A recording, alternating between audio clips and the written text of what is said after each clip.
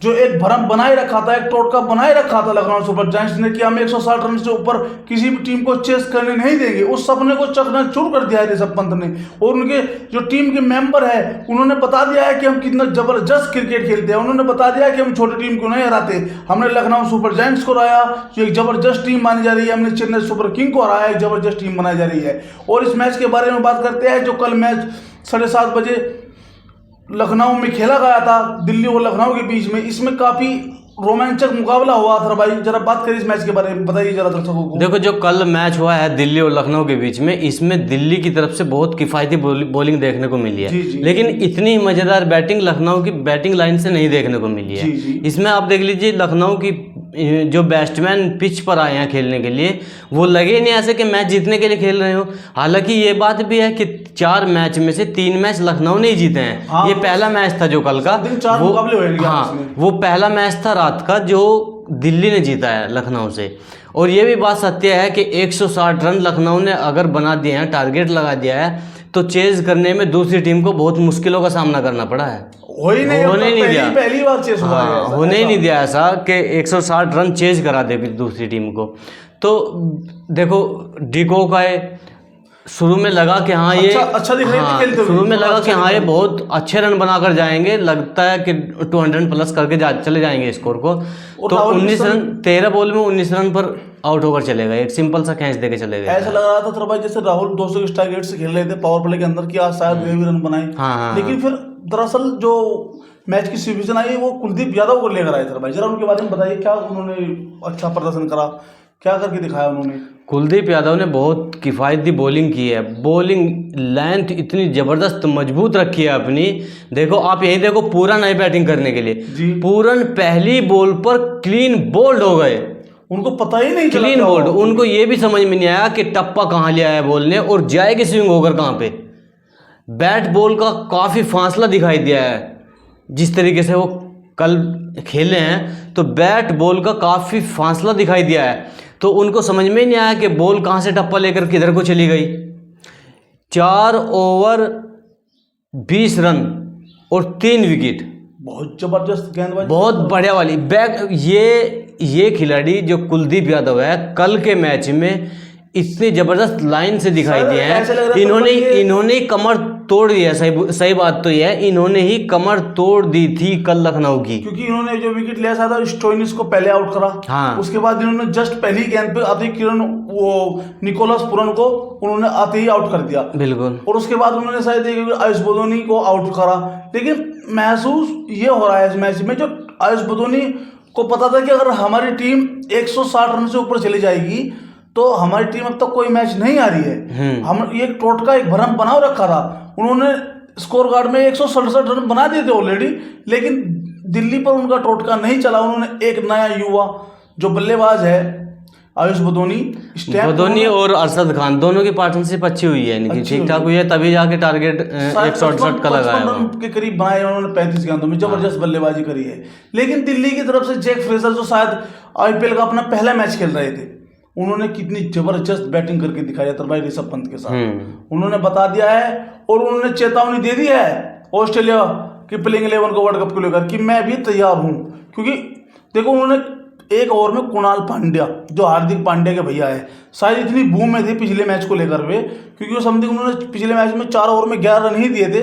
लेकिन इस मैच में इतनी बू में दिख रहे थे, उनकी बू ऐसी लिगाड़ी सब 3 छक्के जबरदस्त। जहाँ एक छक्का, जिस ग्राउंड पे एक छक्का लगना मुश्किल, वहां उन्होंने 3 लगातार हिट करे, उनको 3 लगातार बाउंड्री बाहर फेंकी। लेकिन पंत ने भी कुछ कसर नहीं छोड़ी। पंत बहुत अच्छा खेले हैं, बहुत अच्छी टाइमिंग से बहुत जबरदस्त वाले शॉट दिखाए हैं।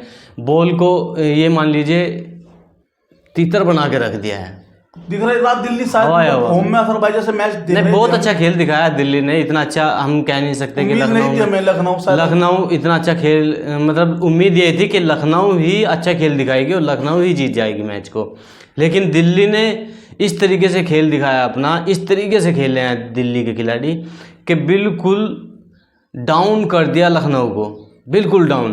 जो भ्रम बनाए रखा था 167 का। और जहाँ तक मुझे लगता है जो लखनऊ की टीम खेलने के लिए आई थी मैदान पर, वो दिमाग में भी अपने यही टारगेट बनाकर आई थी 160 समथिंग के आसपास हाँ, का। क्योंकि हाँ, कि इससे ऊपर तो इतना हम भागते रन नहीं। बना देंगे तो हम जीत जाएंगे मैच को, जैसे सबसे पहले मैच जीते हैं ये। लेकिन ये है ना, हर बार एक तरीके से नहीं होता है। अब आप इतना लो स्कोर लेके चलोगे, जरूरी नहीं है कि दूसरा टीम क्या उस लो स्कोर को नहीं क्लियर कर पाएगी। कभी कभी तो हो जाता है ज़्यादा, अगर आपका लग रही थी जैसे भी आपने कम टारगेट देकर उस पर चेज नहीं करने दिया, लेकिन हर बार नहीं ऐसा होता संभव। देखो, पंत ने काफी जबरदस्त बैटिंग करी, 24 गेंदों में 41 रन बनाए, उन्होंने 4 चौके लगाए और 2 सिक्स लगाए। लेकिन जैक फ्रेजर ने 5 छक्के और 2 चौके लगाए। अदरवाइज स्ट्राइक रेट की बात करें तो ऋषभ पंत का काफी अच्छा स्ट्राइक रेट, समथिंग 180 के करीब स्ट्राइक रेट उनका था, और जैक फ्रेजर का भी कम से कम 170 के ऊपर स्ट्राइक रेट था। उन्होंने बता दिया है कि मुझे टीम में क्यों नहीं लिया जा रहा है, क्योंकि दिल्ली शायद अपने पिछले 3-4 मैच शायद हार कर आई है भाई। अभी 2 ही मैच जीती है, वो एक चेन्नई सुपर किंग्स से मैच जीती है और दूसरा मैच ही लखनऊ सुपर जायंट से जीती है। और अब मार्क्स को मौका दे रहे थे और जो अदर बल्लेबाज उनको मौका दे रहे थे, लेकिन जैसे ही राज जैक फ्रेजर को मौका मिला, उन्होंने बता दिया कि मैं किस काबिलियत और किस हुनर के और कितना टैलेंटेड बल्लेबाज हूँ। अब शायद ये लगता है कि दिल्ली भी कुछ पॉइंट्स टेबल में ऊपर खेलते हुए नजर आए, क्योंकि एक खिलाड़ी के मनोबल से शायद पूरी टीम का मनोबल बढ़ जाता है। नहीं देखो, एक खिलाड़ी के मनोबल, एक खिलाड़ी इन्फॉर्म नहीं कह सकते हम। पंत भी अच्छे खासे इन्फॉर्म है। हाँ, वही तो शायद 250 लगा चुके हैं, रात भी 41 रन बनाए हैं उन्होंने। हाँ, 24 बॉल पे 41 रन बनाए हैं और बहुत अच्छे हिट भी लगाए हैं। तो देखने में तो यही लगता है नहीं मिल रही थी सेकंड डाउन से, ओपनिंग से जो हमें अच्छा नहीं मिल रहा था, वो जैक फ्रेजर ने आगे बता दिया कि अब पंत मैच अच्छा फिनिश कर सकते हैं, बाकी मैं सब देख लूंगा। जो उन्होंने रात बताया, क्योंकि रात में उन्होंने एक जबरदस्त बल्लेबाजी करके गए और टीम को एक तरफा, शायद एक बार ऐसा लग रहा है कि 10 ओवर में शायद 72-73 रन थे, 9 की 9.5 की एवरेज हो चुकी थी। लेकिन उसके बावजूद भी उन्होंने, ऋषभ पंत ने पहले चार्ज करा रवि बिश्नोई को, उसके बाद उन्होंने चार्ज करा यश ठाकुर को, और उसके बाद उन्होंने चार्ज जैसे ही कुणाल पांड्या अपना ओवर लेकर आए, उनको समथिंग 22 रन के करीब उनको एक ओवर में जैक फ्रेजर ने मारकर मैच को एक तरफा कर दिया। समथिंग 4 या 5 के औसत की एवरेज छोड़ दी थी उन्होंने जब आउट होकर गए हैं। लेकिन इस मैच के जो हार का जिम्मेदार मान रहे हैं, राहुल को मान रहे हैं और पुरन को मान रहे हैं, स्टोइनिस को मान रहे हैं, क्योंकि दिल्ली के बल्ले, अब तक देखो दिल्ली ने कितने रन खाए था भाई। पिछले 2 मैचों में तकरीबन 516 रन बनवा कर आई है टीम पे।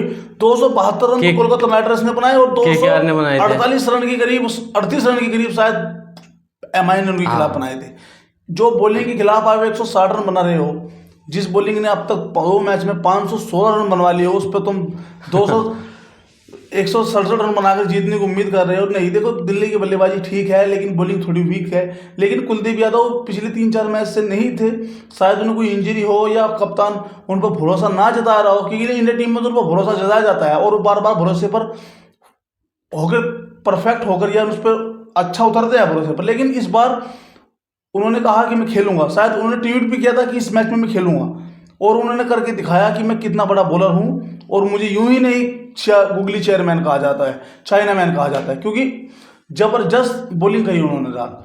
और अदरवाइज इस मैच में आप किसको दोष देना चाहेंगे हार का? शायद इस मैच में किसने, देखो बल्ले, मैं किसी भी एक खिलाड़ी को दोष नहीं दूंगा। मैं आपको बोल रहा हूँ कि बैटिंग लाइन इस तरीके से नहीं की उन्होंने कि आप टारगेट अच्छा लगा सको। बॉलिंग ने शायद अच्छा करा कि 18 ओवर 3 गेंद तक मैच को लेकर गए। नहीं, 18 ओवर 1 बॉल तक शायद, 1 बॉल तक शायद। हाँ, वो देखो, अगर रन आप अच्छे लगाओगे स्कोर बोर्ड पे, टारगेट अच्छा दोगे, तो बॉलिंग लाइन अपना ज़्यादा से ज़्यादा मजबूत होगी। समझ रहे हो? ज़्यादा मजबूत होगी बॉलिंग लाइन। अगर आप रन ही नहीं लगा रहे हो स्कोर बोर्ड पे, तो बॉलिंग लाइन कहाँ से इतनी ज़्यादा मजबूत हो जाएगी? एक ना एक तो बाउंड्री देखो ओवर में आती ही है, कोई ना कोई ख़राब बॉल पड़ती है, उस पर बाउंड्री आ जाएगी। कोई बुमराह तो नहीं है, बिल्कुल।